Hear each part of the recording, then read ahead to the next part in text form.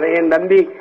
நான் என்னுடைய உச்சத்தை விட்டுவிட்டு, நான் அவ்வளவு வருமானத்தை விட்டுவிட்டு வானுவ வீட்டு வாசல எவன்டா நின்னா? வாட்ச்மேன் கூட நிக்கலையடா. ஏண்டா இந்த மாதிரி போய் தலையிற? சேவை செய்ய வந்தா சேவை செய். நான் அடைக்கலங்கடி வரவில்லை, படைக்கலத்தோடு. யாரும் வான்னு கூப்பிடலையே. எதுக்கு வர? எதுக்கு வர?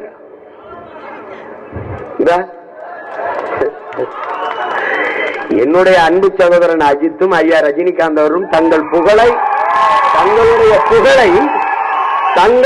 புகழை வியாபாரம் செய்ய விரும்பவில்லை.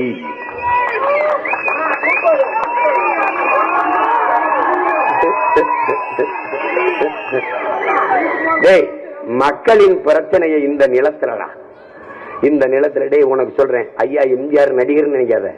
1.5 மணி நேரம் ஆனாலும் எழுதி வச்சு படிக்க